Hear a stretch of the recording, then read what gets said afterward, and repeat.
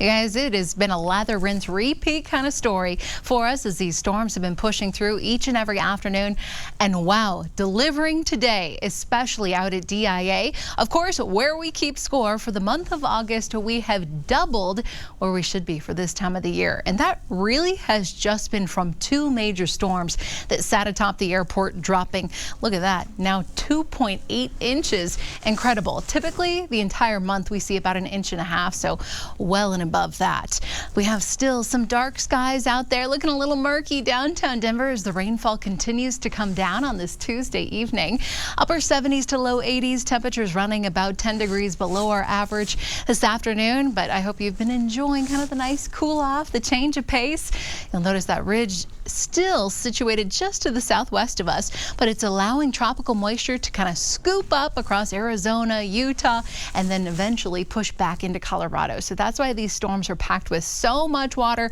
They're coming from the tropics. As we look at the satellite radar a little bit closer, a little lull in the action, so to speak, for our central mountains at the moment, but storms still brewing down there toward the San Juans, Durango, Pagosa Springs, up toward Telluride and Montrose. Here around the Front Range, it has been very busy, especially this afternoon with these storms cruising through, just plowing across the I-25 corridor and through DIA. Flood advisories remain until about 7:15, a little further south into Arapahoe County until 8:45, just because they've seen about 2 to 3 inches of water coming through with these slow-moving thunderstorms. Still a good drink of water out there. 225 heading out toward Glendale, downtown Denver, looking good, and then up through the foothills.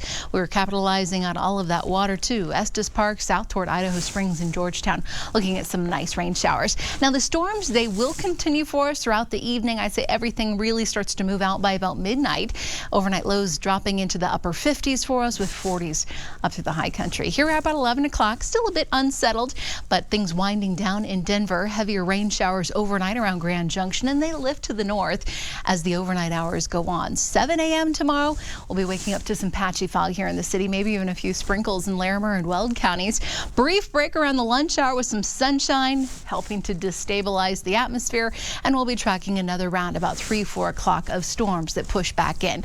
11 p.m., most of the action will be across the eastern plains. So looking at that hour-by-hour forecast, temperatures remain below average, but the storms will fire up a little earlier tomorrow, about 2-3 o'clock. Highs in the upper 70s to low 80s yet again for us, 60s, 70s up through the foothills, and your Super 7-day forecast. We'll do it all over again Wednesday, Thursday, Friday, but so far so good heading into Labor Day weekend.